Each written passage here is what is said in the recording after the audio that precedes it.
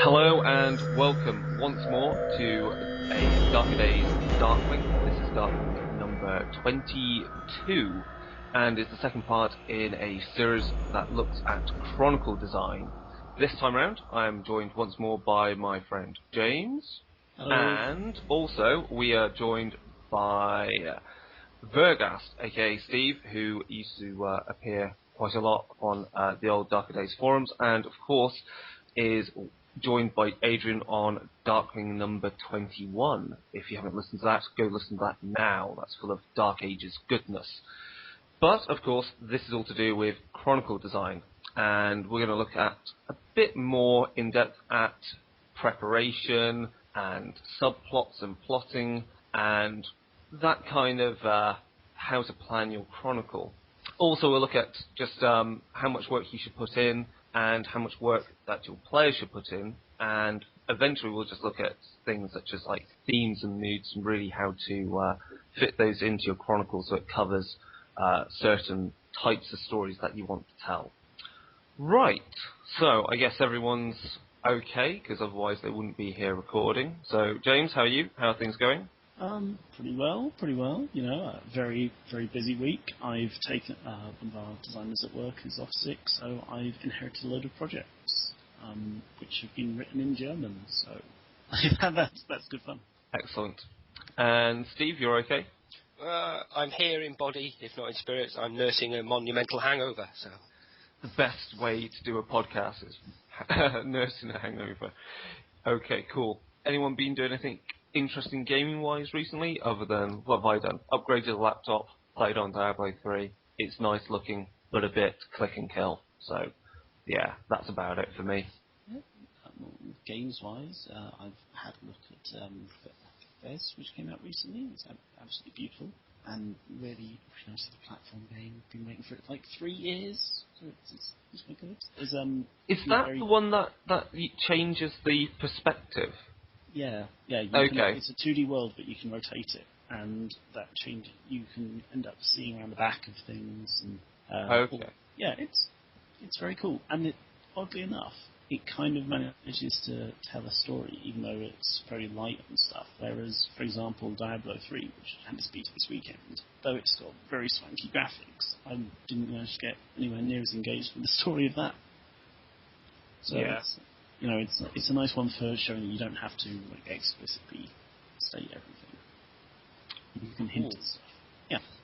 And Steve, gaming-wise, you've been playing a lot of Lost and the Damned for the GTA 4 spin-off.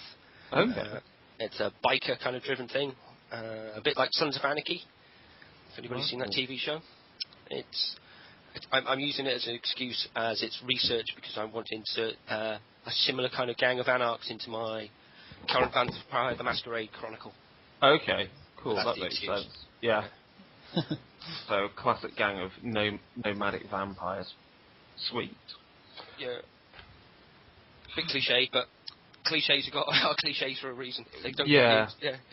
Yeah, you've got to use them sometimes, otherwise you're just not going to run anything eventually. Nope. Right then, so let's follow up from the last Darkling, so Darkling 20, which is the first part of this. We've had a bit of feedback from some people, generally saying, thanks, this is exactly what I needed because I'm about to start running my game, or which book was that? That might actually help me with making a more interesting Chronicle. So we've definitely tapped into something that people desire for World of Darkness.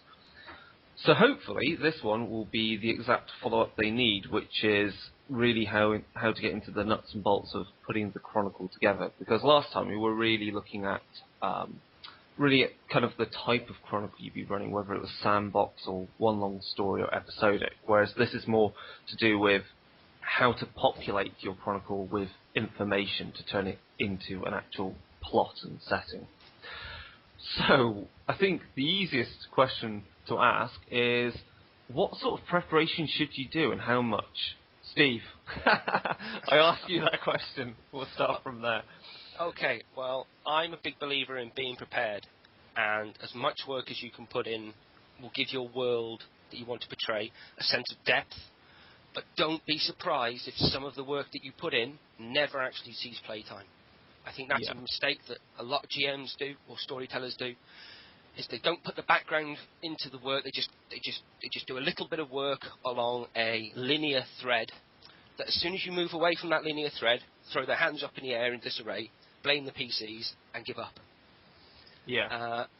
If you think that your players are going to do that, and you know that they're going to do that, why continue to write that way? Why not do more work and populate your world with not only, like we're going to talk about tonight, main plots, but also interesting subplots for NPCs who might not actually get much game time at the table.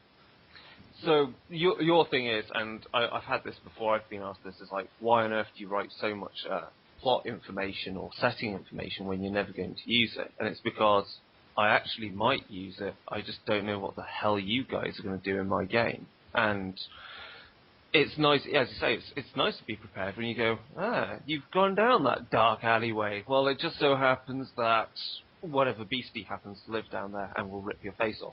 Yeah, prepare. That's all I can actually say, is more is better. I mean, also, the one thing is you should never feel bad that you've written too much, because you can always run a sequel Chronicle to it, or run another game set there that is in some respects not related to the previous Chronicle you run, but you've got all the information ready to run with even perhaps brand new players. I mean, I guess I'm guilty of writing maybe far too much, because I actually write entire setting books that are very similar to White Wolf books for particular cities. Steve, do you have a habit of doing the same thing? I do have a habit of doing a very similar thing, but not to the same level. Like I normally concentrate more on locale, plot, and NPCs. The history of the place, I've often found that my players don't give a damn. We could be playing in London, we could be playing in Venice, we could be playing in Brussels.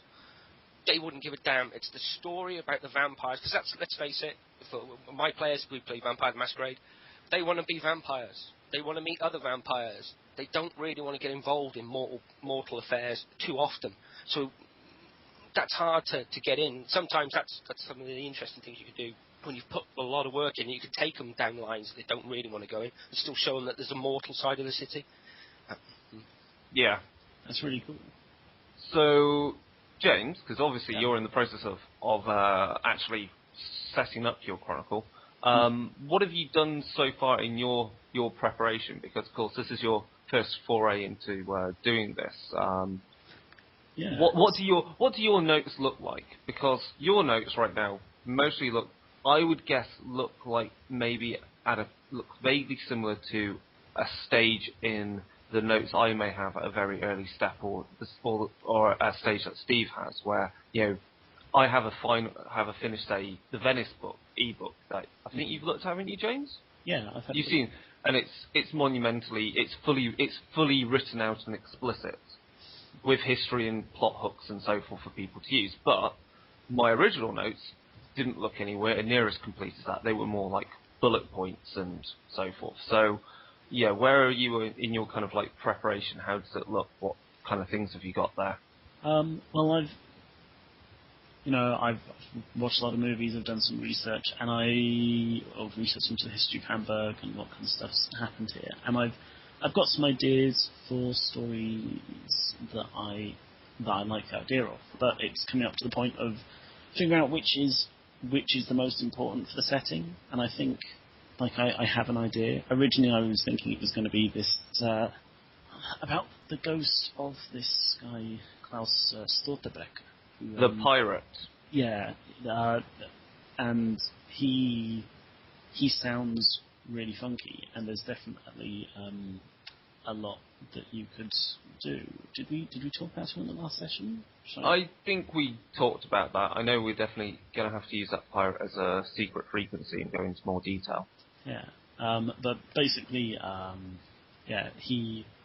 his ghost has been seen around Hamburg, but and that's given me an idea for something I could do. But I was thinking about that as the main plot originally. Now I'm thinking that I actually want to have the kind of the culture clash that's going on as something between the Series of the Throne and the Free Council. Yeah. Yeah. So I've been looking. I've been trying to pick areas. I mean, because I'm in Hamburg and I'm not a Hamburg native, there's a lot of actual background that I'm just trying to pick up. So I'm not completely out of place when someone wants to go somewhere, and I'm like, where's that? Is that in Hamburg? Yeah. What kind of area? Still very bare bones at the moment, though. My notes. Okay. So it's more like a series of bullet points that you're slowly building up that will eventually coalesce. Yeah, and trying to figure out like plot points of interesting stuff that can happen for the players to actually be involved in as well. Like, yes, if there's a ghost, but what does the ghost do to actually involve the players? Why do they have anything to do with him at all? Yeah. Like if he's just hanging out in a cemetery somewhere, then they're probably not really that bothered. Okay. So, preparation that we should do. I think, as I said, Steve, was like the amount of research you can put into your setting with like the location and the history of it, and how relevant it is to your game and how relevant it is to your players is an interesting point, because I like researching the hell out of a city to give myself plot hooks that I can use, but I don't expect players to want to know all of that. I certainly don't expect them to even need to know all of it, because to me, if they're going to find out about that information, it's normally going to be through the course of playing the game.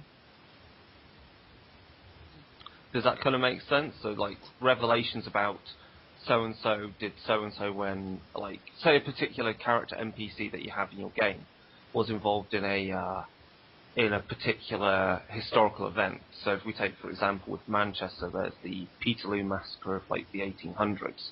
That's a particular real-world historical event. I don't expect players to go out and research the hell out of it, but for me, it's a plot point if it's important to what they're doing with that player character, if it has some importance to events as they're occurring in the modern nights.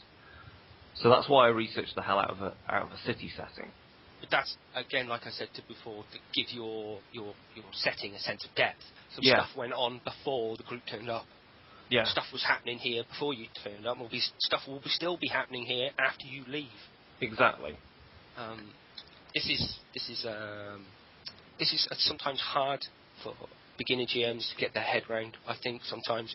Because like I was saying before, the use of a linear plot. That's not to say that a linear plot, there's anything wrong with that. I say, if you go to your group and you say, look, don't expect war and peace out of this. Just expect a action movie-esque kind of plot that we go from A to B to C to D to E. You kill the end bad guy, and that's what we're going to do. If that's what your players want, why not give it to them? Because GMs or storytellers should listen to their players first. You might come up with the best damn campaign in the world for a political campaign, and your players just want to go out and kick ass. You can't really. You could try and push them in the right direction, but if they don't want to go, they ain't going to go.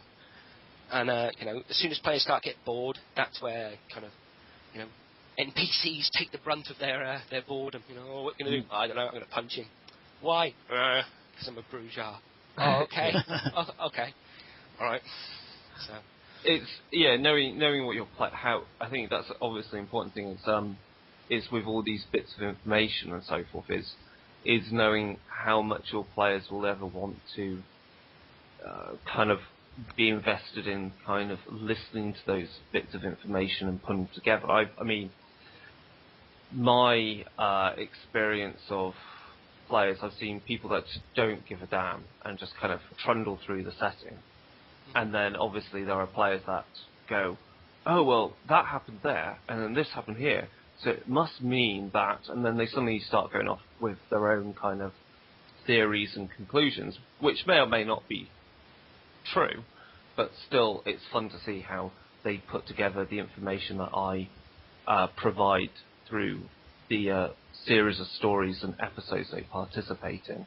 So I guess with a setting history, I don't think you can really talk about a setting history for a game without really talking about the NPCs as well, because a lot of the point lot of the setting points in, say, for example, my Manchester setting, they're pointless bits of history unless they're tied to a particular NPC at that who's related to it. So, for example, knowing a lot about, say, Roman age Manchester is pointless unless there is a NPC that has some relation to that information, which in this case is, say, a vampire who does kind of have some memories of that time and actually is rumoured to have dated from that period and is actually quite one of the oldest elders in the city, let alone all of the UK.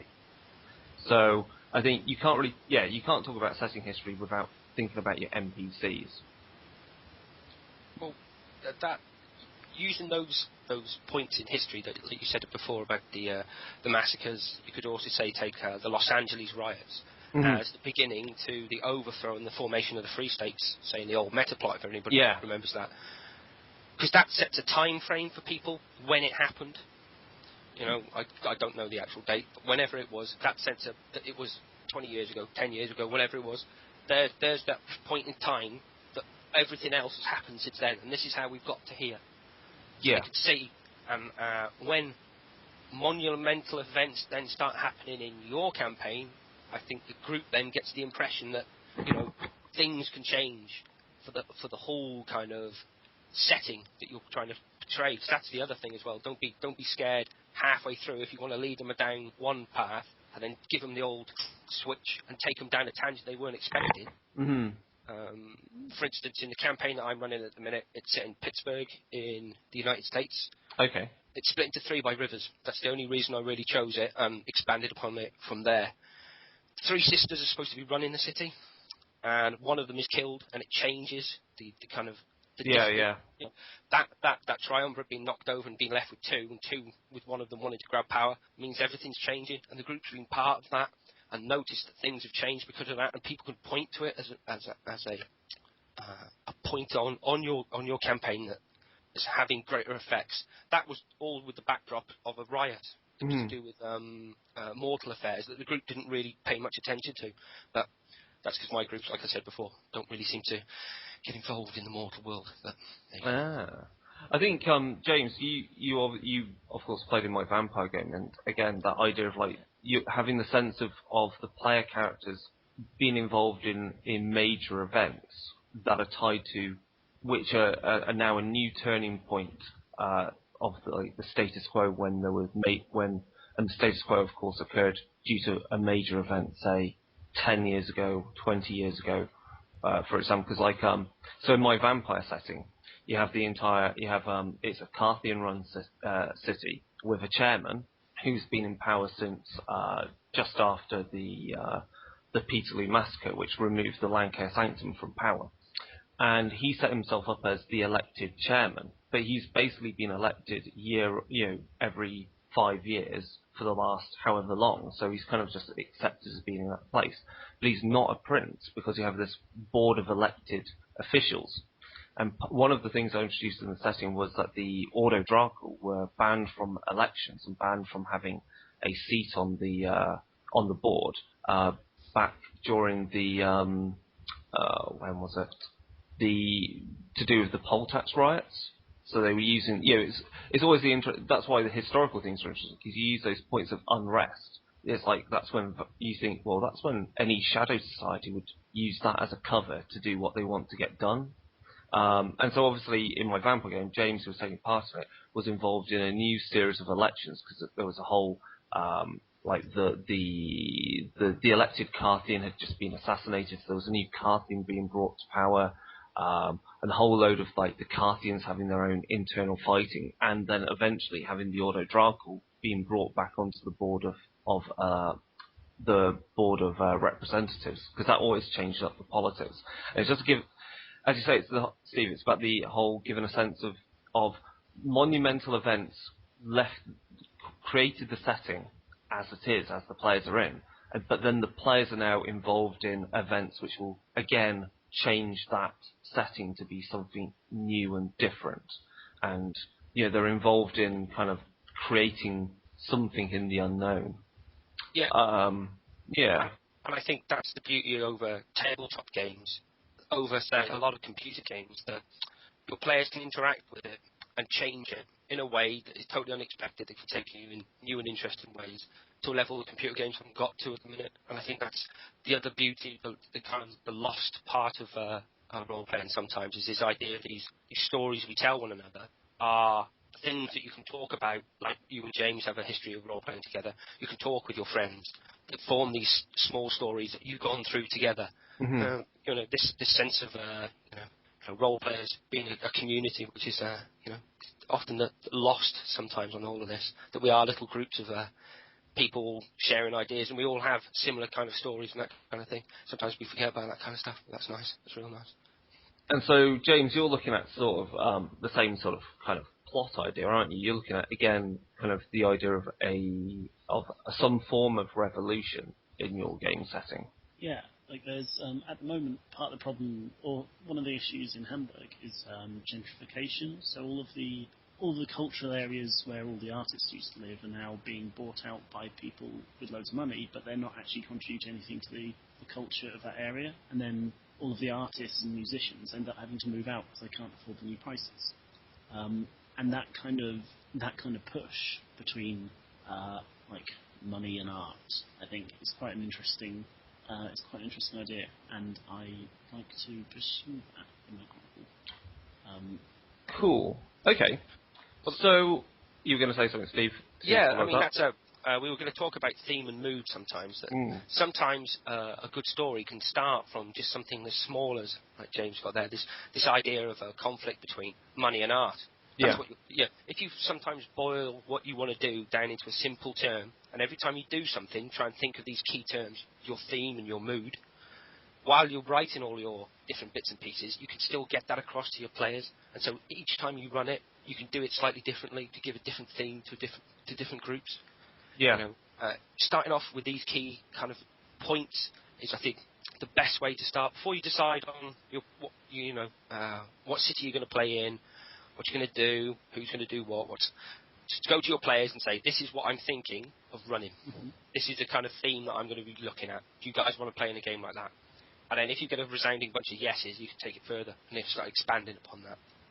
I also think this is this goes back to something about writing doing really in-depth settings. Is that I think out of my Manchester game, because I've got kind of a long-term view of the type of, if I was to run 3 Chronicles, like what I would do. You can still look at, say, if you look at a particular setting, you can actually even see how many different Chronicles could you run in the same setting. Mm-hmm. So, for example, as I said, like for my vampire game, the players were predominantly Carthians because I was more interested in like the Carthian politics and dealing with that with a bunch of neonates. And then the sequel Chronicle that I'm looking to run is where it's more like a Carthian and a few friends who are looking to use him to take power, and dealing with the politics between the Carthians and then the other covenants. So it's again, you can have quite a complete setting and yet tell quite different chronicles by looking at different subsections of your setting. So my setting is feasible to run a game where you look at the Invictus, but the theme of that game and the mood of that game would be very different to what I've run with Carthians because they have very different issues to play with. So you can go 2 different routes on this. You could either make the setting and then see how many different chronicles could you run out of it, or you could go, this is the type of chronicle I want to run, and then make the setting to fit it. Mm-hmm. I suppose that's where we've all got our own kind of way of looking at things. Like, I think that's the thing that we should get across to the listeners as well. There's no right and wrong way of doing any of this. What works for you works for you. Might not work for me, and I won't argue with you. If you're writing campaigns and chronicles that you're really happy with, do it your way, mate.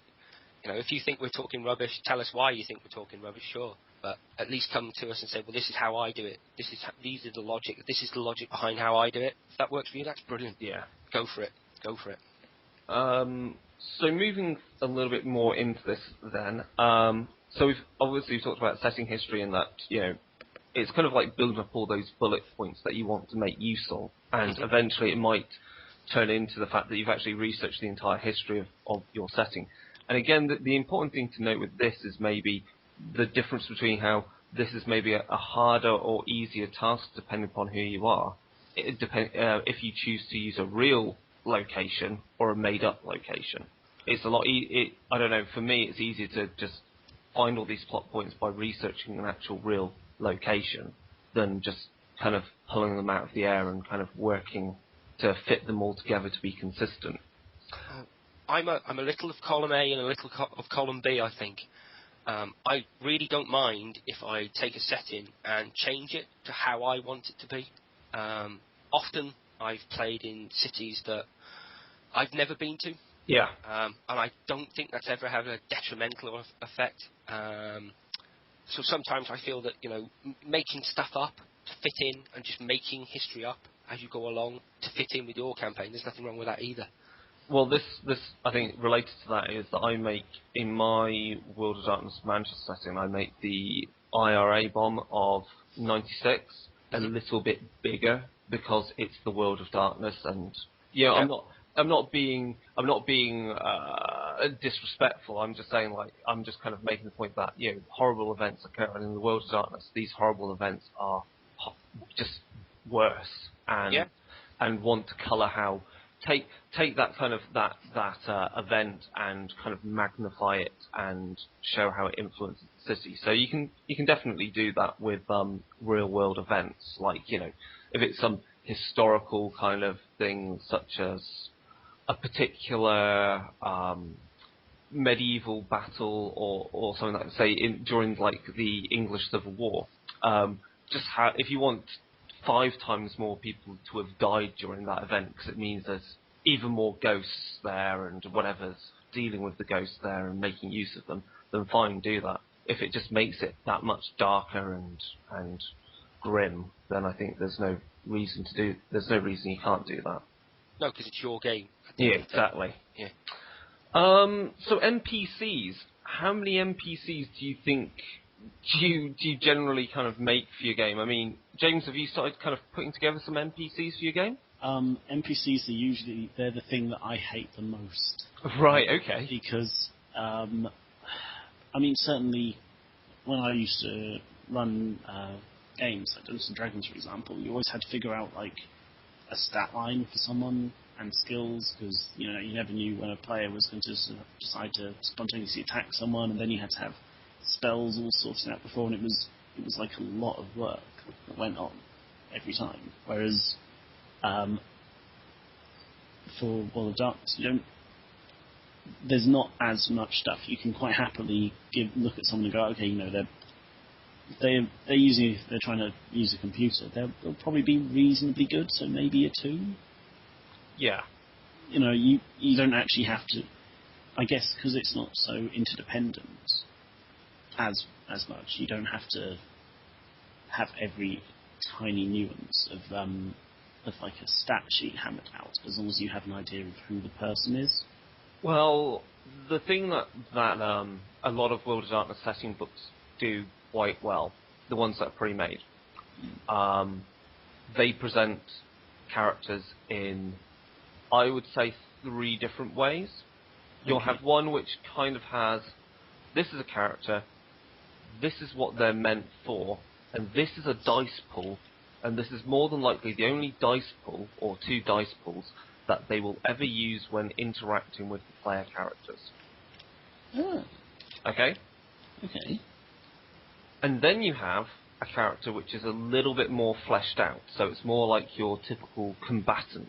So, for example, the NPC characters that are pre-made in the back of the World of Darkness core book, they are more fleshed out. They have all their combat stats and all their defensive stats detailed.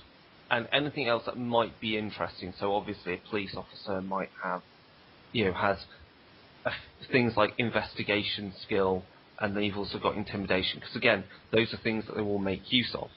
Yeah. And then finally, you have the NPC that is essentially a glorified player character. Yeah. That has everything in every little detail, and you have every single merit they have, and you have every single flaw written down for them. If you're playing World of Darkness, you've got all their merits and flaws there. You've got the works. So it's an adjustable scale of detail. And I think that's why Damnation City, which I think you talked about last time, presents you with a whole bunch of these templates that you can just pull out and use that are very generalised and just have a few stats chucked down. There's no depth behind it. You know, there is a little other section in the same book that gives those things a bit more depth. So if you don't need it, you just need a stat for 10 cops. Sure, boom, done. You know, you don't want to be messing around, like going into each cop's detailed history, because that's going to be pretty time-consuming and pretty boring. But if you need those templates are there, and then that's why that book, especially if you're building any kind of Chronicle for the World of Darkness, old or new, buy it now. Mm-hmm.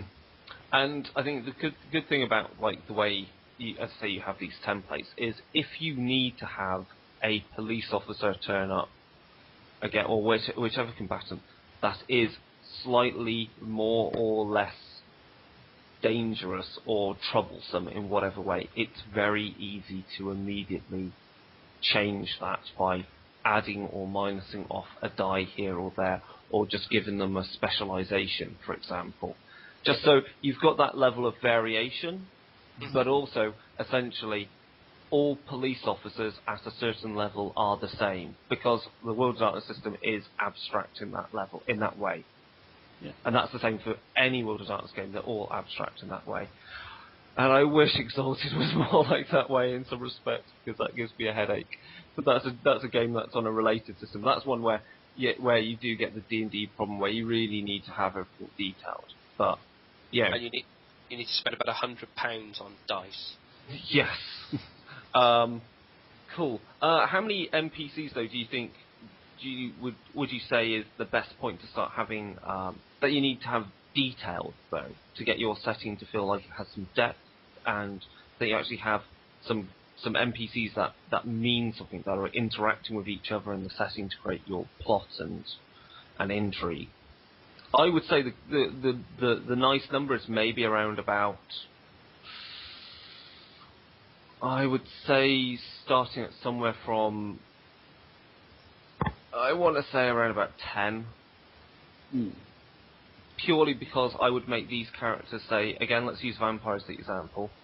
These detailed NPCs are like, say, again, characters that you think will be turning up on a nigh constant basis.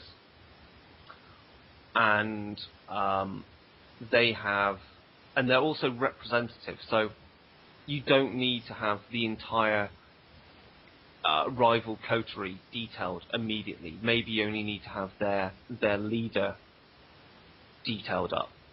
Yeah. And from that, you can always do, well, I need the stats for the other characters in his coterie. I know how to vary it, because I know that I can just swap out one discipline for another discipline, and so forth. Well, another way that you can do that is, like you said, just have points of contact. So if you hear about a coterie of other vampires, like we've been talking about, in and amongst your city, and the group wants to go and talk to them, you're like, okay then, you can talk to one of them, and they're going to meet you here. And all you need to do is have a clear idea in your head of one guy. Yes. You can go away that week and do what you need to do to flesh out the rest of them. So the rest out, you can then expand it as you're going along, rather than knowing that there are these people or these groups of people, and then going in and look at those groups in detail as your group looks at them in detail. That's another technique you can do. But that's actually quite a good thing to say, actually, is don't be afraid to kind of stall your players in a way that is useful to make your life easier. Yeah. Whether it is a brief timeout in the game, or if you think you want to stall them so you can have time to do a bit more preparation. My particular way of stalling someone would be to get them to do is to role play out some more mundane things to get more into what it means to be this particular character. Because obviously, A, it fills game time, B, you learn something new about the character, C, it's good role playing, and D, it gives you time the next week to prepare the notes that you didn't have ready beforehand. That's cool. And I do like the idea as well of the points of contact, because it means that you can if your Chronicle does kind of take a direction that you necessarily hadn't thought about, then you can, you have that, you can still move forwards without having to, desperately backpedal and try and put, a massive artificial barrier in the way. So those are really handy. I'm making notes while we're talking. Yeah. It's very... The other thing would be also you can always have prepared though some generic templates as well, and then when they go off to talk to Bob the gangrel, who happens to actually be into, say, horticulture, say. Yeah. Okay. You don't have any stats on. You were like, shit, I don't have a guy that's into horticulture who makes mandragora and so forth. I had nothing for that, but I had him as an interesting character idea. But what you do have is you have a pre-made gangrel stat line like character somewhere, right? Which is either another NPC of equivalent power or another vampire of equivalent power that isn't a gangrel, which it wouldn't take too much work to just go to swap out the stats then and there, because it doesn't take a genius to go, oh fine, just give him protein 3 instead of majesty, and you do that quick switch around. It doesn't matter if it's not a combat situation, because obviously the players aren't going to know too much, as long as you've got an idea of who the character is and what he is and what's going on there. But at least it gives you a basis then to work from, to have the character ready for the next time he shows up. So the idea of having a few kind of either blank slates to work from, I say not blank slates, frameworks to work from, or just choosing another NPC as a framework to work from is really useful. This is why I like certain setting books that are already pre-made by White Wolf. I like Woods of Darkness Chicago at one point. It was always sat next to me because I was like, shit, I know I'm not going to have a character ready for this, but if I flick through quickly, I've got someone that has stat lines about what I need to make me feel like I've got something I can work with. Another great thing, if you want to go down that route, White Wolf also has pre-made player characters for their storyteller adventure system. So you can go out there and find on PDF coteries, packs, whatnot, with about five or so characters ready for players to use. That doesn't mean they can't be NPCs of a rival coterie or a rival pack or a rival cabal of mages. So yeah, if you can make your life easier, make it easier. Definitely. But this ties in again to the background, the work already. Now we've talked about background, so you've done a whole chunk of homework on looking at the city, writing your plot. Now we're talking about making characters and whatever. This is all paperwork, guys. This will take you a while. Don't think that you can knock out a campaign, in a week, unless you want it to feel like it's knocked out in a week. Yeah. The amount of time you put into it will be reflected in it, and your group will notice, I think, if you don't give everything your full attention, if that makes any sense. If it's not ready, or you don't feel comfortable inserting it, then stall again. Because there's nothing wrong with people not turning up to meetings for no reason. Why didn't they come? Perhaps they didn't, got a bit concerned that you were going to actually try to attack them, or they were standoffish, or something else happened that delayed them. That you could then take a step back and think about it again, and give yourself another week to look at things. Cool. Okay. So the other thing that's also useful that helps guiding the creation of NPCs is, of course, the web of intrigue. Mm-hmm. I think it's important to focus on a web of intrigue, or the concept of web of intrigue, because fundamentally, whether people run World of Darkness games this way or not, the fact is World of Darkness games are presented in a way that they are quite social and involve many social groups within the games that have intrigue going on between them. The question being, of course, how obvious that intrigue is. But and I think having it when you're preparing your games, having a well laid having your web of intrigue there being created and you're building it up and you're creating these connections also helps guide you with NPCs, because you may realise that either you need to have more detail on an NPC, or you actually need an NPC to fulfill a certain role within your web of intrigue. I'm trying to think of a good example of a web of intrigue where people can go look at one. The back of most World of Darkness setting books have them, but essentially a web of intrigue is boxes with your NPCs' names in them, and between them are lines connecting and these lines represent whether they have strong interactions between each other, and along these lines there are descriptions of what these interactions are. So it could be John hates Bob and Bob loves Carla, but Carla, is friends with John. And as you build up these connections with more and more characters, you begin to see that suddenly what emerges is a very complicated network where if your player characters were to put pressure on one character, it could have an influence on other characters. And that's quite important, I think, to have in a game. Whether you've got it explicitly written down or it's at least in your head, I think a web of intrigue is quite helpful. Again, to give the sense of depth to your game. Steve, I imagine you make use of something like that. Yeah, well, I remember, like you, the Chicago Chronicles coming out, and they had quite nice web of intrigues. They used to break it down into little groups, which I still do to this day. So you have, perhaps on a citywide scale, you have groups of individuals, say, like in an old World of Darkness setting, say the Anarchs, the Ancilla, the Elders. The relationship between all of those three. And then look at that group, and then all the individuals within that group. So people can appear on multiple different webs of intrigue.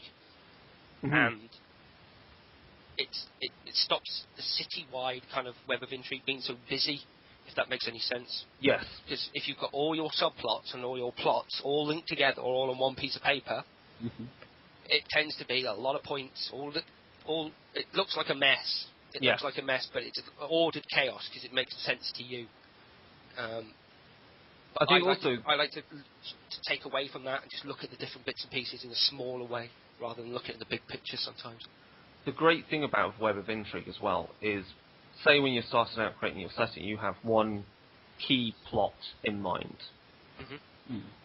The web of intrigue can also guide you on how other subplots can emerge, and how you can find subplots that you didn't realise were initially there. Mm-hmm. So it's quite a good. It's very emergent. The type of gameplay that you can get out of it by working with a web of intrigue. I don't know, James, have you made use of that before in any other gaming, or are you I ready? am notoriously bad. Well, no, I'm pretty bad with politics side of things. I generally, as a player, I pretty much deal with there is a thing, there is a task in front of me, there's a problem, and I'll deal with it. So I feel quite uncomfortable coming up with webs of intrigue and things. Usually I like to have a very clear goal that people are pursuing, but I suppose that's why, maybe that's the real reason why I've always gone with D&D before, because generally it's quite easy to have there's a demon and it's summoning, its followers are going to summon it, you need to stop it. I think what you've confused there, and this is something quite important, is that the information you're aware of as a storyteller or games master or whatever, when you have a web of intrigue, when you see the web of intrigue, you see all of its intricacies and all of its connections. What you then and you say the problem is that you want to provide something to the players that seems very clear cut, because this is the thing you're worried about, is what do you do for the first game? You want to get the players into the action, and the thing is, the players don't see that entire web of intrigue. You've got to consider there is a mask upon it, and they only see a few of the actual connections. And when you do that, it seems very clear cut to them that they go, we need to kill this guy. This guy is pissing off this guy. That's why we're doing it. What they don't realise is if they do that, they will actually kick up a whole nest of vipers at the same time. So that's the advice I'm giving is that if your web of intrigue does look complicated, realise that your players are not privy to that one bit. Yeah.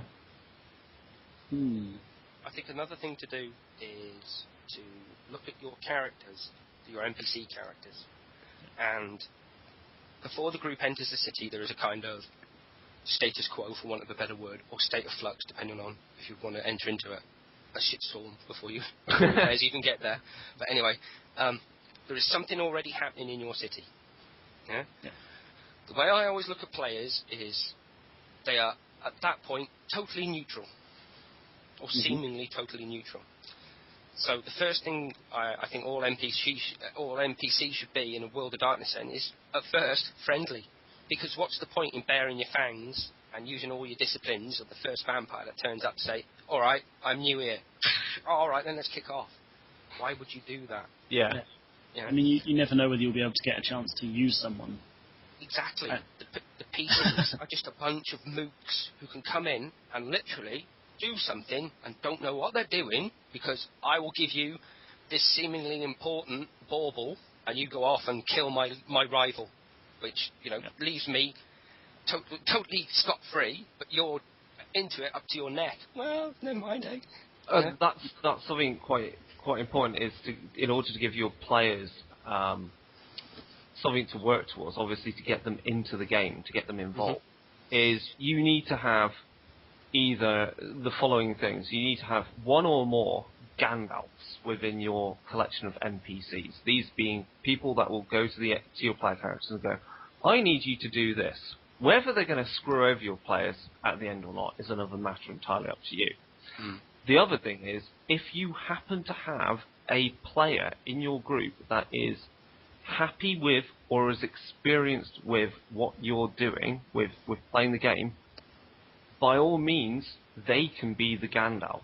It requires a certain level of player trust that someone's actually in charge. Often that makes life a bit easier, but to have a player character being the Gandalf, going, I'm in this city because I want to do this, this, this.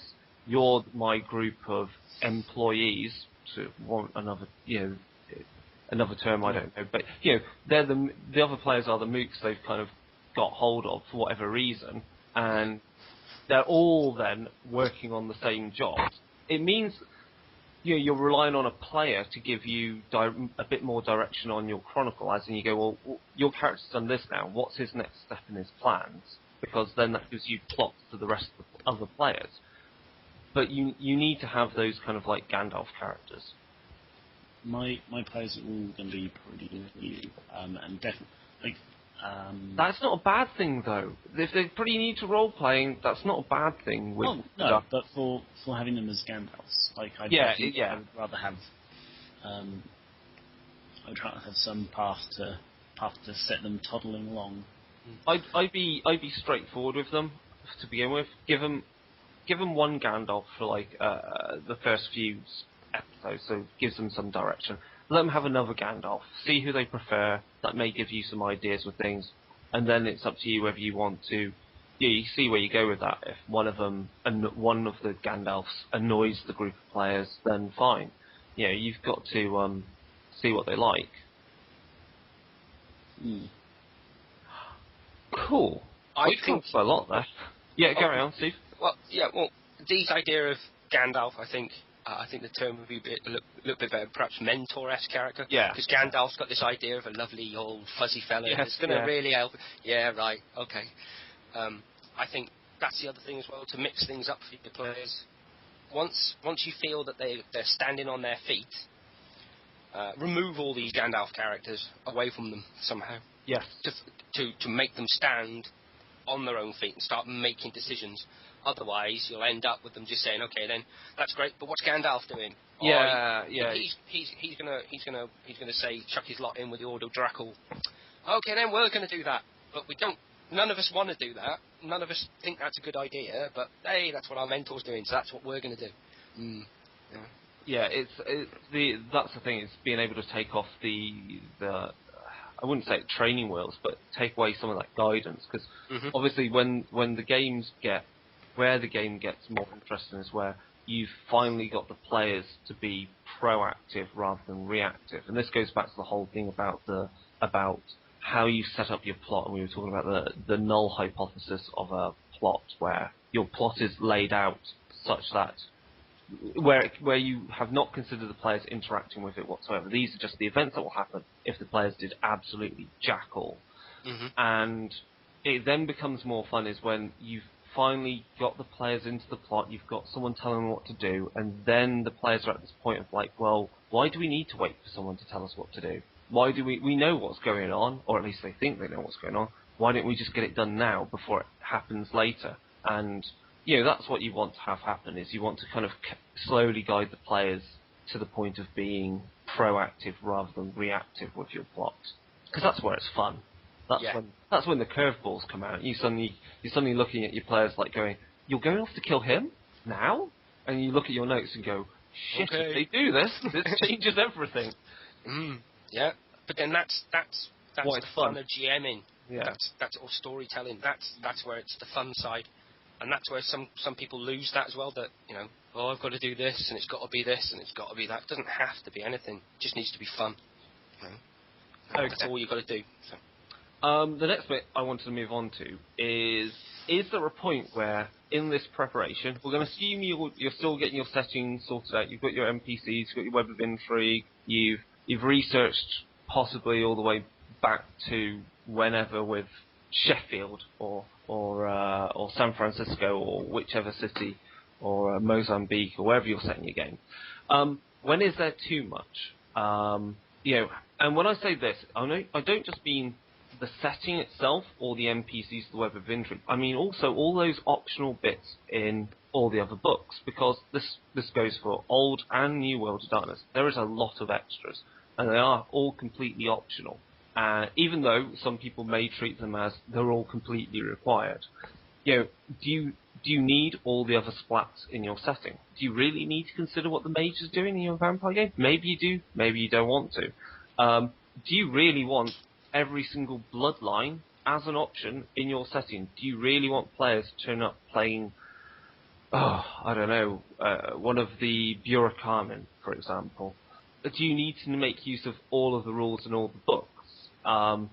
It may not even be feasible, because some of the rules are quite conflicting. And also, we'll deal with that to begin with. There's something else I want to get to a bit later with too much, and that's more interesting. So we'll start with too much from material that's provided or that you've created.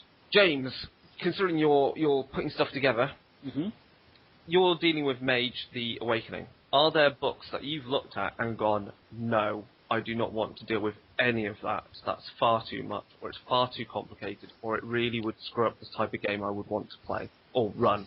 I'm actually quite a minimalist in that I would rather run with no additional books if I can possibly help it. Okay. Especially, as an introduction thing as well, I think it helps me keep myself on the level. I might read a book dealing with, like the Series of the Throne book, for example. I might read a book, but I won't try and pull stuff from it to the game unless I think it will really, really help out. So I'm probably going to look at one of the Book of Spirits. Book of Spirits, New World of Darkness. One of the blue books, which is awesome. Yeah. Because I'm thinking about ghosts, and that'll be handy. Hold on a minute then. You mean not Book of Spirits? You mean Book of the Dead? Okay. Obviously. Sorry. Yeah. Because if you're going to deal with spirits and ghosts for your thing, you want possibly look at ghost stories. We have one. You have looked. That's one that's got Terrible Tale of James Magnus, so it has a few other Numina in there. But also, Book of Spirits and Book of the Dead, because of course all the things all the Numina that spirits can use, you can also use as powers for ghosts, because the rule's completely transferable in that sense. Okay, so you're keeping it minimalistic. Well, that's fine, because I totally understand that, because looking just across the living room from me, I can see my Mage book for Awakening, and it's bloody thick. There's a lot of stuff in there. And I've said this in the last Darkling with Changeling. I've not used all of the stuff out of that main book before. That's before even talking about any of the add-on books. There's a lot of stuff in some of these core books, and using every single rule out there and getting the most of the content out of a core book is quite a challenge. Steve? Well, I agree. I'm just like you now. I'm just having a look at my roleplay shelf and just observing the difference between the size of the Wraith of the Oblivion, sort of second edition book, to the Exalted book, which is another mighty tome. These days, roleplay books tend to be packed out, and White Wolf are always, notorious for giving you a lot of information to use straight off the bat. Mm-hmm. I, on the other hand, much prefer to have all the other stuff at my fingertips if I need it. If my group decides to go in that way, I can pick up a book and it gives me inspiration. So if that book then speaks to me, I don't know, if you get a player that decides he wants to go looking for an ancient relic. You can pick up Reliquary. Yes. Just flick through it, see something that kind of speaks to you, pick it up, take it away, use it. That's great. There's nothing wrong with that at all. Or just flicking through that book to come up with my own idea for a relic. And then just putting that book down on the shelf and just using it as an inspirational tool rather than word for word, power for power, insert.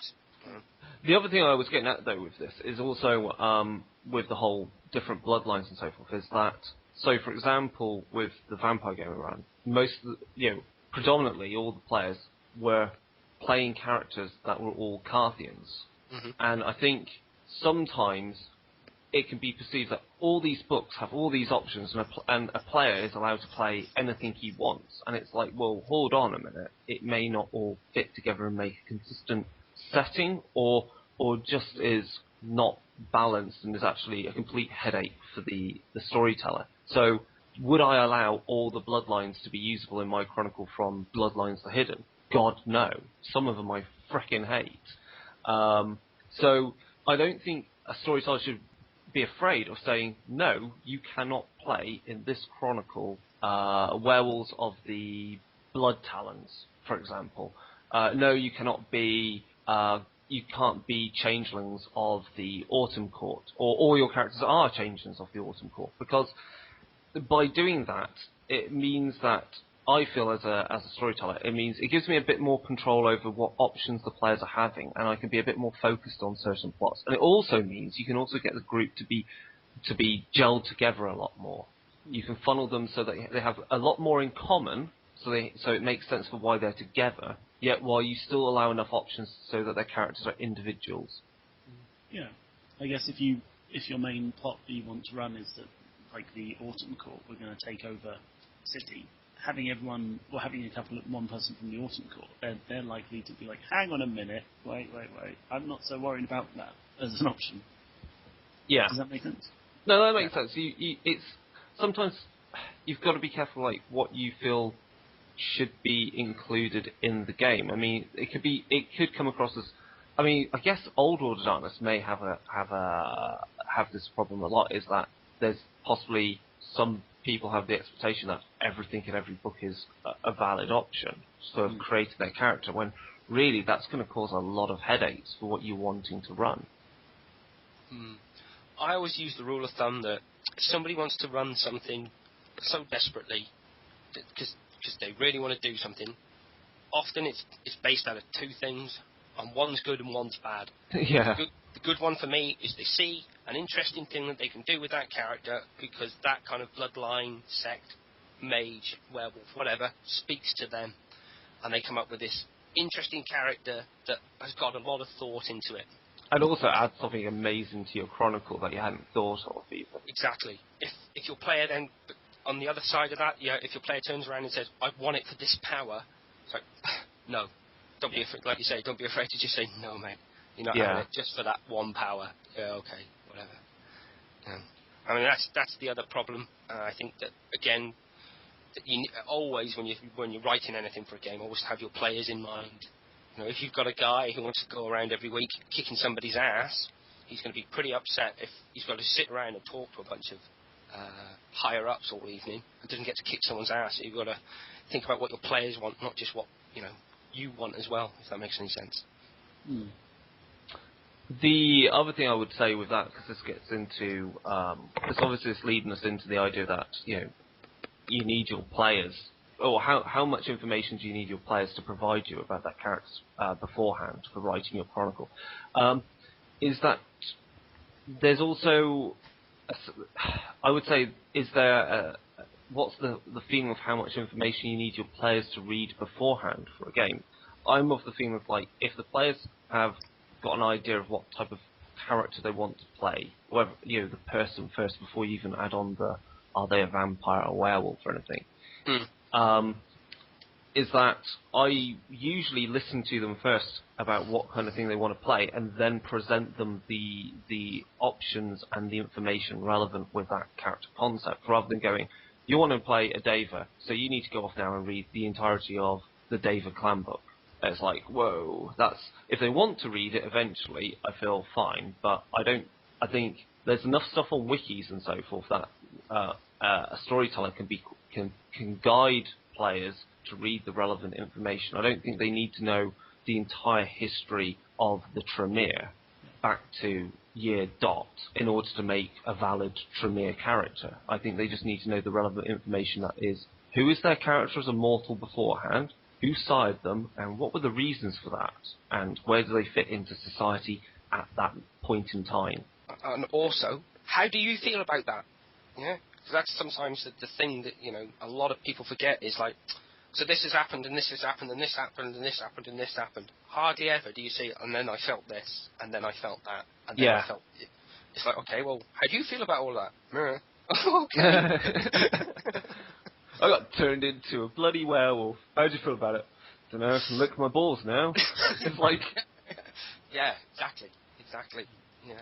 I've been a vampire for 5,000 years, but I've not really thought of it very much. 5,000's a long bloody time, isn't it? I've seen character information, be it player provided character information of various degrees. So either I get paragraph from paragraph from paragraph of excellent background material, and I write my own, like, as much as I can feasibly write, or I get, say, a paragraph or two which is enough. Like, you get the feel for the character and who they are, and the rest will mostly come out of the player as they're playing, as they go, oh, well, they did this, and it's like, oh, well, that's fine, that's brilliant, it fits with what you've already written. And then I've also had the case where you've had a person turn up to a game, they go, well, this is what I'm playing, that's the character concept. And it's like, I don't really know your character. And then they start doing things, you're like going, what the hell is going on? This character makes no sense. Even though they said I was going to, they're going to kind of like work out who their character is through play. I'm all for, like, you can learn more things about your character, maybe through playing the game, and that you may want to perhaps retroactively change certain things about your character, so you realise what you originally planned wasn't quite what you wanted to play. Because, writing out a character and then playing it are two very different things. So I think that there's quite a range of, like, how much information players can provide, and there's a certain amount I would say is a requirement for me to run a game for them. I agree, because you need to make plot hooks for subplots and main plots off of those characters. You need something to get characters caring about things. As soon as your players begin to get, I don't know, you've probably had this, Chris, when you've done something in the game and somebody's gone, yeah, it's like, for that person, it's like, you're in the game now, you'll know exactly what's going on, it's then entertaining. If you don't have that, all your players do is just go, well, okay, so what else is new? Okay. I have had the thing that I always get sick of, and this is my bugbear of everything, and I'm sure this turns up for loads of storytellers, is I'm sick of always seeing characters that don't have any fucking family. It's just like, that have no ties to the world other than, I am this supernatural thing, and I am with this faction. And it's like, yeah, so what? But what do you do outside of that? Do you have a wife? Do you have a girlfriend, boyfriend, pet? A mage is allowed to have no family. They could actually have a pet. And if they have a pet, as a storyteller, I'd like to think they might have something they're emotionally attached to that I could kill. Well, yeah. Look at the dog in I Am Legend. Yeah. That's a classic example. So I would say always be worried about a player character that turns up that has no emotional attachment to anything. It could, I mean, It's almost as bad as Amnesia, isn't it? Well, yeah. The hero drifts in, doesn't know where he's from. It doesn't have to also be emotional attachment, though, to a person or an animal. It could even be a place or an object. That it still means there's something they're invested in the world.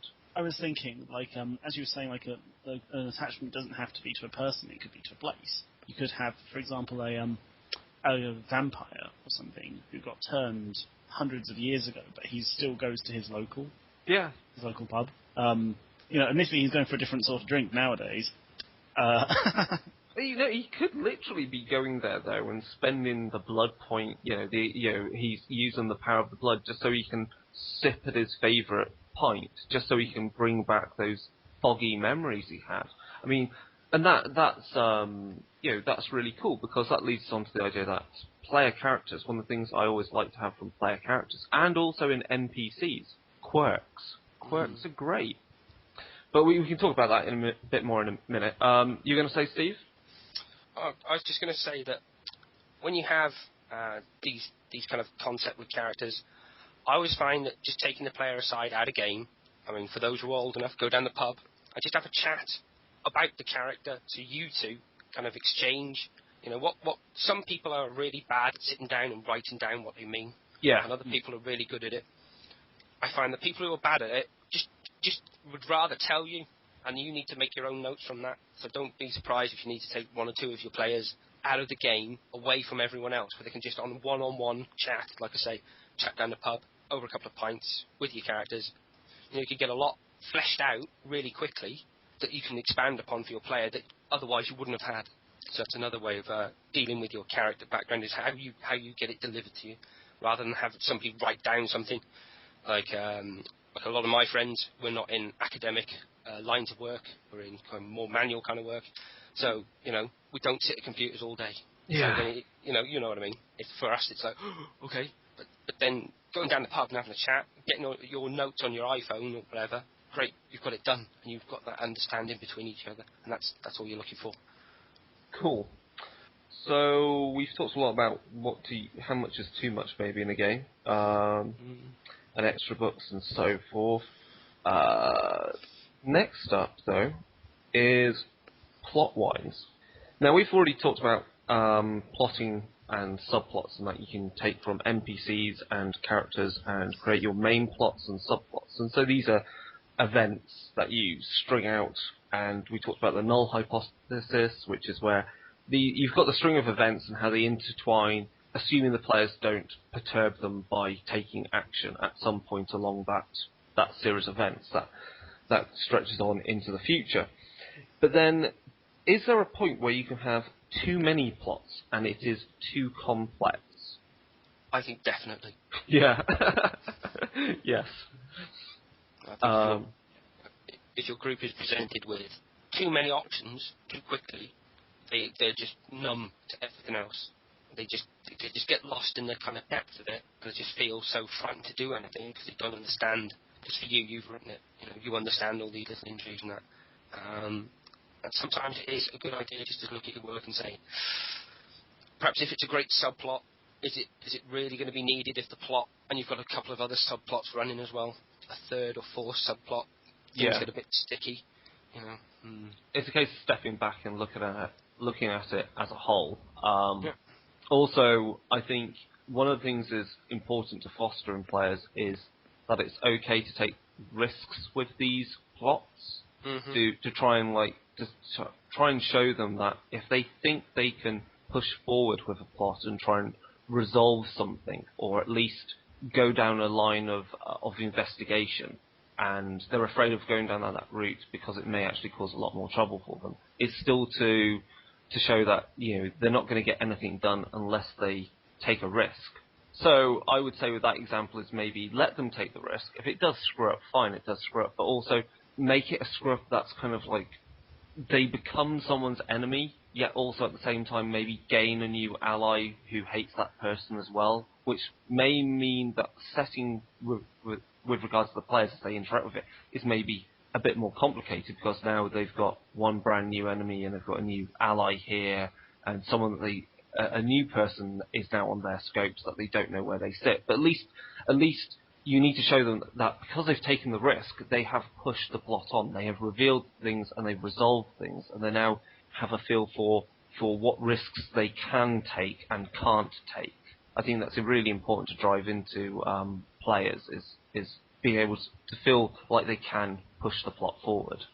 But also, if you do think things have got too complicated, is maybe in character have the character sit down and with an NPC who isn't quite telling what to do, but at least listening to them and going, well, I think you should do this. At least then, as a storyteller, you're kind of telling them what to do without telling them what to do. You're doing it through kind of more of a role play exercise. Related to that, whether it can be too complex, and of course I think the other thing that we should say about being too complex is also, if you think you should simplify it as you're playing things, by all means do so. I think, when you can have a group of players has a theory on on what's going on. Yeah. If you think that's completely valid, and you think maybe that's the better thing to run with, because what you're doing they will never get, maybe try and move your plot more towards what their idea of the plot is. Yeah. Because otherwise they're not going to get anywhere. It's all about kind of meeting halfway with players. But what I was going to say is the length of the Chronicle. Have you underestimated the length of it, or is it too short or too long? Because I know kind of like what type of large plot line I want to tell, but also I don't want it to drag on too long in real world time, because you want to play other games and so forth. And I think it's important to be aware of the length of a Chronicle in real world times. I think that depends on the complexity of the story that you want to tell. Yeah. If you want to do a 4-session, boom, there it is, done, I'm finished, that's great, because it'll be exactly what you want. Perhaps then again, like my players, what they want is things that go on for years. We're running a campaign that's going on for about 18 months now. Right. So they want to play for a long time. But what I'm finding is the level of complexity is building up by just drip feeding it to them. Yeah. And then that complexity builds up as they understand each layer. And I'm taking an approach now where I kind of look at things where if a player does something, give them the idea of a reward or a consequence. So really stupid ideas, make them pay for it. What's wrong with that? If you want to go out and you want to go and attack the Prince of the City, because, that's what I want to do tonight. Okay, let's roll. Yeah, let's play. And have that character beaten 7 ways for Sunday, because it shows everyone else that there are NPCs to be feared or to be wary of. So you can do that kind of thing as well. Consequences. It's all about consequences and showing players that there are consequences to their actions. Be they good or bad, Yeah. That's it's all about perception. Because a good outcome for you could be truly horrendous for somebody else, and then that's how your plot then goes on. And perhaps then, rather than having many subplots running at the same time, they kind of appear, get sorted out, and then disappear. More like if you're willing to play in an episodic kind of way. Yeah. So each session you look at a different part. Cool. I kind of like that as an idea. The idea, because with talk about the having multiple subplots and things, and then single plots. I've played a lot of Skyrim recently, and it got to the point where I got fed up with being given too much shit to do, that I couldn't tell how I was meant to continue with the main quest. Because every single person you walk past is like, I've left my shoes in an abandoned temple. Can you go and pick them up for me? That's why I got annoyed with Fallout 3. It gives you, it just goes, here's everything to do, and it's just like it just builds up too quickly. You want to be able to feel like you can take things to a resolution, and that's what keeps player interest in tabletop games is kind of like have them. You resolve things while something else is still going on, and you've constantly renewing their interest rather than going, here is everything that's going on. As you said, everyone's kind of like shouting at you to do things. Yeah. You can't walk around the street without someone having given you a quest just as you walk by them. And it's like, I don't want it. I just want to kill some fucking dragons. Pardon my language. That's alright. You don't need to worry about it here on darker days where we fly by the seat of our pants with language. Okay. The next thing I was going to move on with, because we talked about players and choices that you allow for them. A very important thing, which that people are I found it quite dismissive of this book, but I think it's quite useful because it presents some nice ideas in there. So, Vampire the Requiem had one early book came out for it, which was coteries, which was interesting because it presented different styles of coteries. Like, either they be bound together because their elders are all friends, their sires are all friends, or they're actually some sort of task force or something. And what that book is representative is the idea of something which listeners of Fear the Boot will be quite happy with this term, which is the group template. So essentially is when you've got players creating characters, they shouldn't be quite doing it in a vacuum. They should also be considerate of what you as a storyteller want to allow, but also what other people are wanting to play, so that as a group, it's less to do with whether someone's going, well, I'm playing a gangrel, you can't play a gangrel. It's more to do with, does our group feel like they would actually get on and do things together, or will they be constantly bickering at each other? What do you think? I've had a group before where one of our players always wanted to go to the police. Okay. And that didn't really work because, like, you turn up to son meet of a bitch. Well, no. You turn up to meet a contact, and you break into the building that you're meant to be meeting him in, this abandoned building, and then when you get there, he's strewn all over the walls in a very thin layer of sticky goo. And it's like, okay, let's just phone the police and tell them we've broken into this building and they found a dead body. I'm sure as mages on the run, like, that can't go badly for any of us. And we could. He ended up leaving our Chronicle because he just couldn't handle. He couldn't get himself in the mindset that everyone else had, where you go like, okay, there's certain things we can't do. We have to come up with a solution ourselves. Yeah. And some people are keener to look outside that. I mean, the same guy plays Vampire, and in Vampire he can get it, because in Vampire you've got past the point that you're human, or at least that you involve yourself that much in human stuff, so going to the police is less of an option. But It's quite a curious reaction for, in a mage game. Oh my god, this person's been turned into red mist. Let's call the police, because that doesn't look dubious. And we got nothing to do with it. Yeah, nothing. Honest, Gov, we just broke in here and found this guy. There was nothing but meat everywhere. Wow. Anyway, group templates, Steve. Yeah. Do you kind of do the same sort of thing? Well, I must admit that I think that the name is a new kind of idea for me, but I think I get what you're talking about. Was that idea of in AD&D where you have the fighter, the thief, the mage, the cleric. They've all got their little individual roles to play. And does the group really need doubling up in that role? Well, I think it's that, and also maybe in Vampire, of course, where you can possibly have multiple people have the same sort of role. As I say, they could all be. You could be playing a game where they say all members of the Ordo Darkling, they're all actually researchers of some form. So they all work in a lab, and the game's all about the fun and games of vampiric, bio-theoretical madness that they're researching.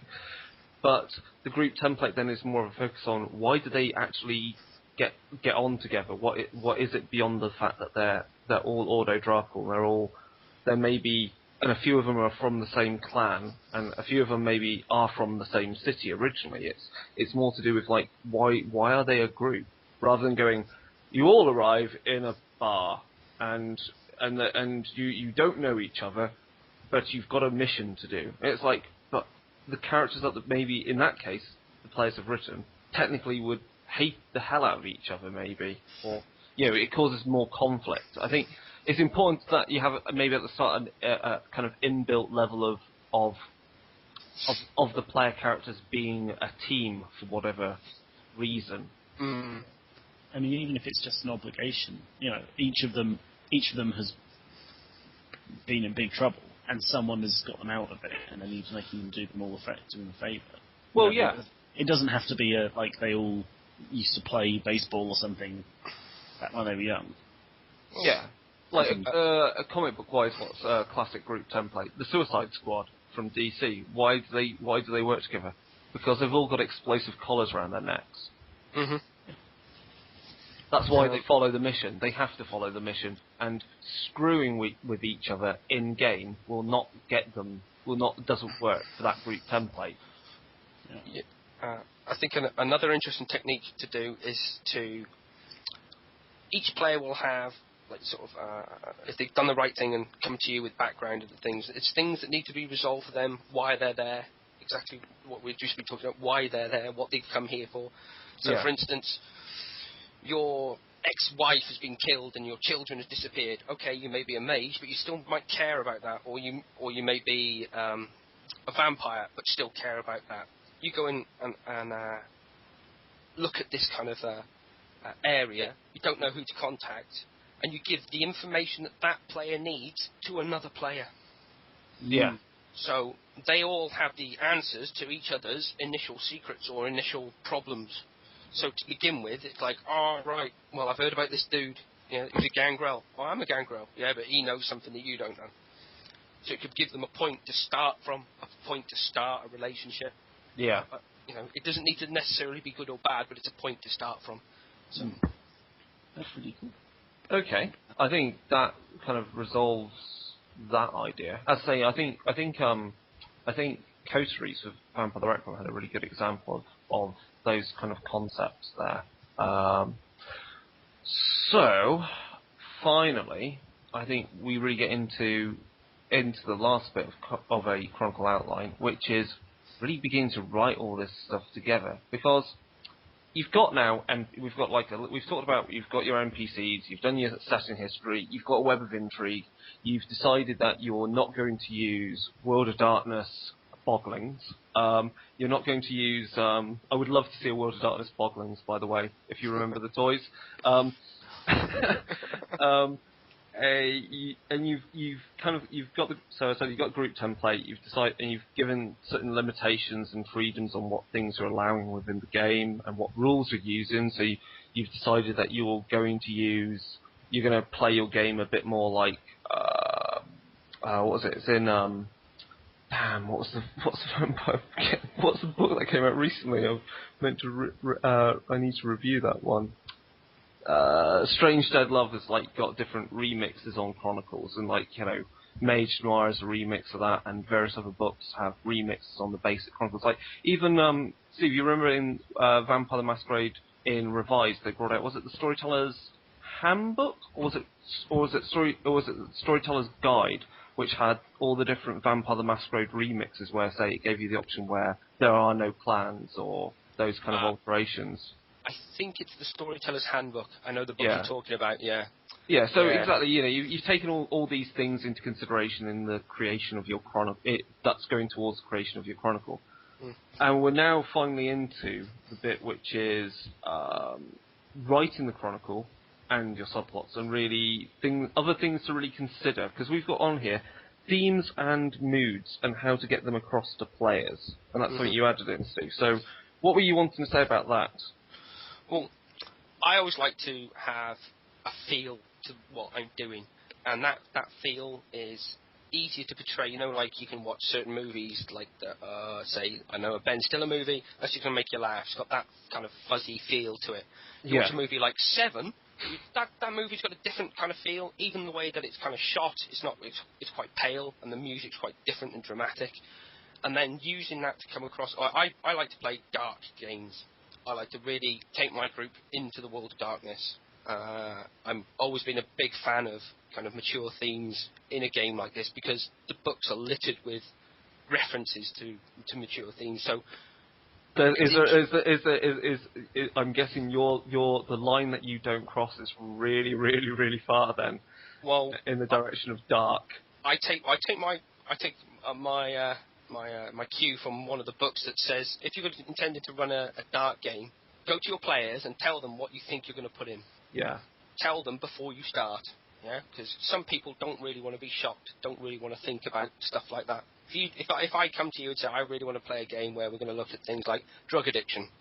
Yes. To be honest, mate, I don't really want to explore that. Thanks, because you don't want to explore it for whatever reason. Yeah? Fine, then we could just quietly put that aside, but still look at other aspects that are still quite dark.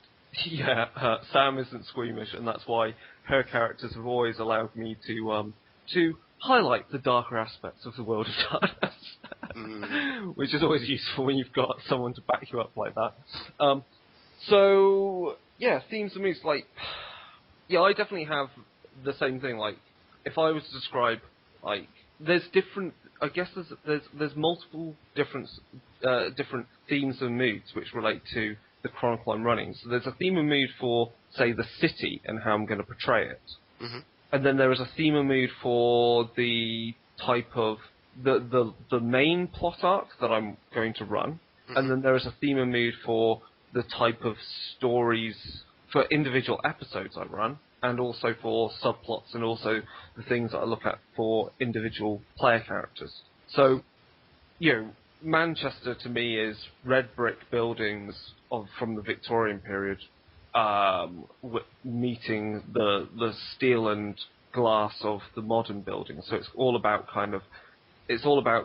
the new and old and juxtaposition, but not in a classic kind of, because it's in that classic kind of Crow style Gothic horror. It's more modern. It's more kind of modern, kind of dystopian kind of Gothic. And then, of course, mixed into that, you've got the idea of, like, you know, the streets are. If there's a colour that I always say that sums up Manchester to me, it's the sodium yellow of the street lamps illuminating red brick and concrete and asphalt. It's all. Mm-hmm. It's that kind of horrible kind of that yellowy colour that kind of washes out everything. Yeah, it makes everything look kind of grim. And then, but the theme and moods then of and the other mood that I also try and put into, like, for my mage game that I want to run based in Manchester, is the idea of it, the idea of the city almost being cancerous, so that it's constantly fighting against itself, against things which are wanting to tear itself apart, that are quite old or going out of control, and that sort of feeling of conflict. So it's important to have these things in mind, like whether the theme is a revolution or another theme is some things are best left forgotten. Though of course they're not. You know, they turn up and they're things that elders should have remembered but have forgotten about. Is there anything more we can say about themes and moods? It can be quite difficult, I think, to come up with different themes and moods, and even ideas for plots. And in episodes, I think you can talk about themes and moods not just in kind of these poetic terms, but you can talk about them in very simple, singular words. So you can go, you choose a word and it sums up, say, the smell or the texture or the sounds of that story or plot or even that scene. And this goes back to something which is in Digital Web 2.0 for Mage the Ascension. It has this idea of troikas. So when you're writing up a plot or a scene or a chronicle, you make different categories. So the category is emotions, buildings, flavors, lights, sounds, smells, and you can make as many categories as you want, and each one of those you fill with about 3 or more things that fit into those categories that you think could turn up in your chronicle or scene or whatever it is. It doesn't mean you're going to use them all, but it helps you both in terms of the type of stories you're going to tell, how that story feels when you're telling it to your players, and the type of descriptions you give. I mean, a lot of this is now kind of internalized for me that I don't need to physically write them down. But it is quite useful. Say at the top of you've got your notes for your Chronicle, and at the top you've got you've got on a sheet you've got your troikas for your Chronicle. You go, I've not really made use of that feeling of paranoia. How do I get that into the game? Yeah.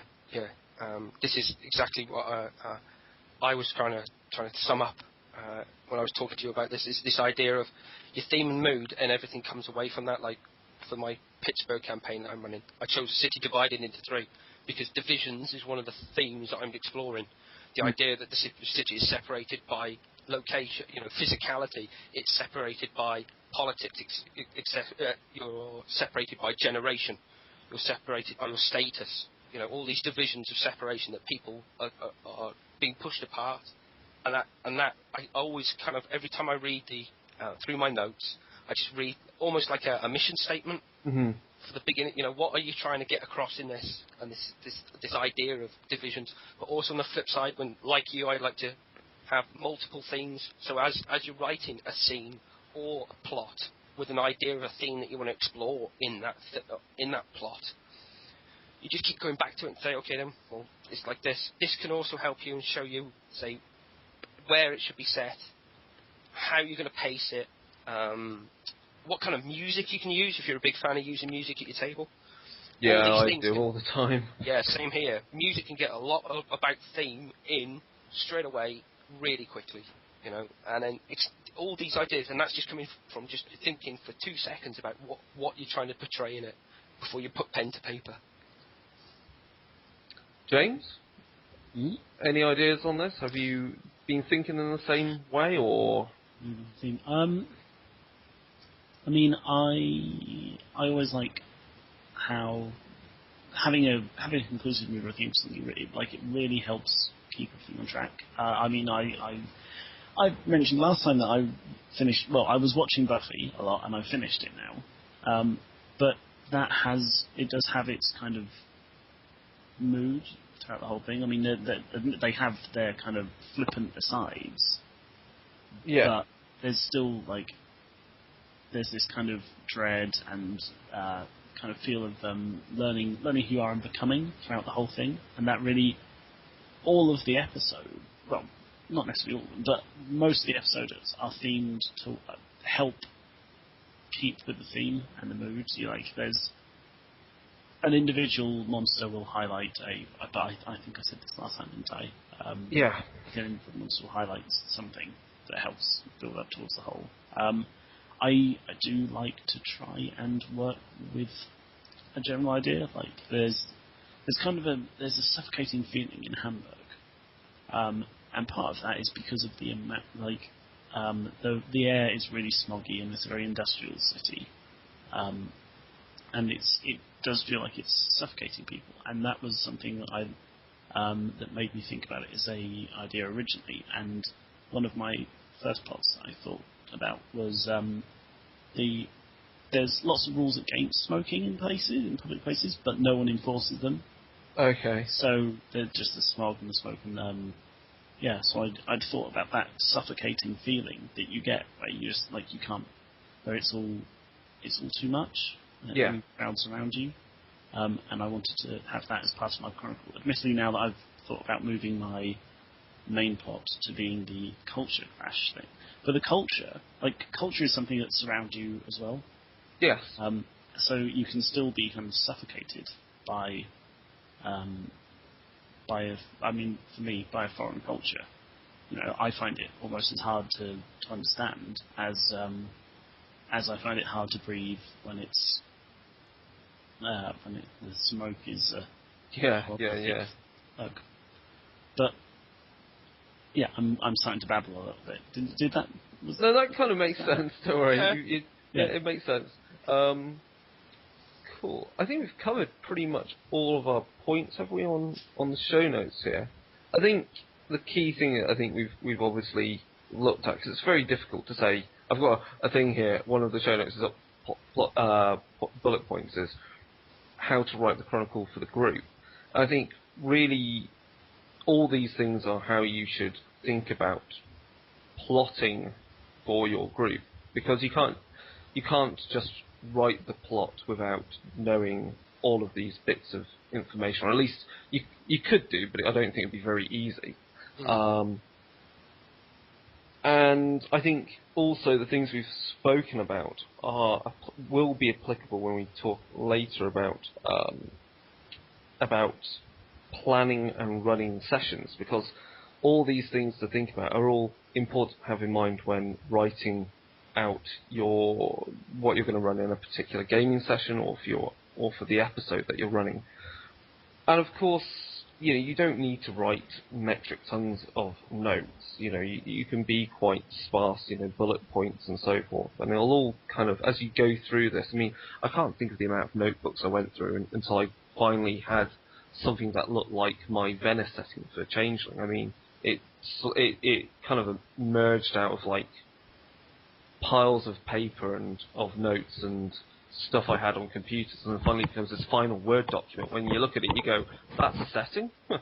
So I think, have we exhausted this topic? Are we done, guys? Or is there any final words you want to say, or anything else you want to bring up that we've not covered?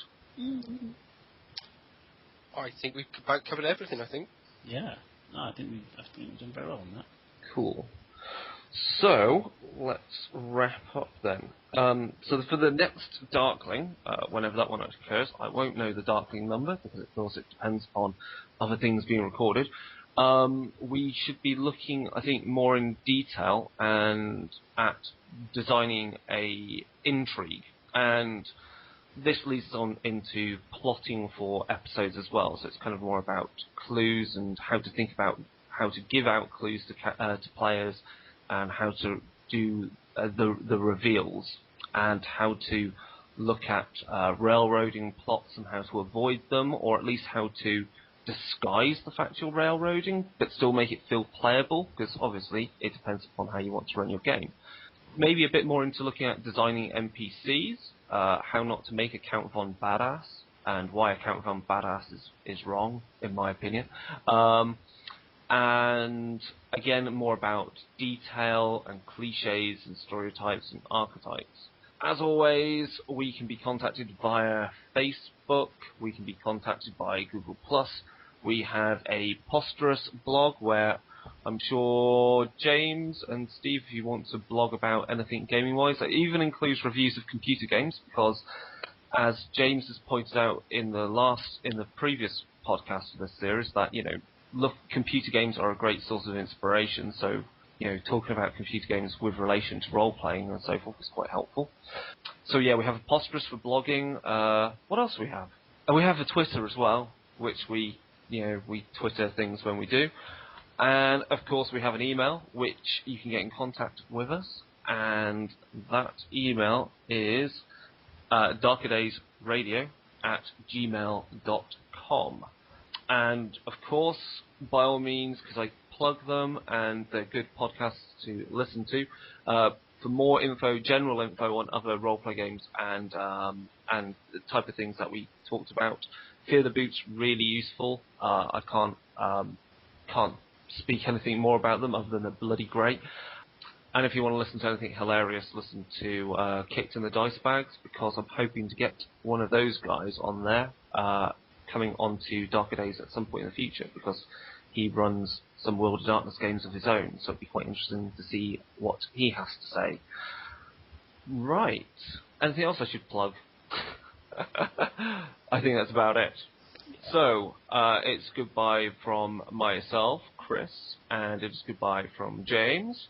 Goodbye. And it is goodbye from Steve. Goodbye. And that is the end. Now we shall go back to hell.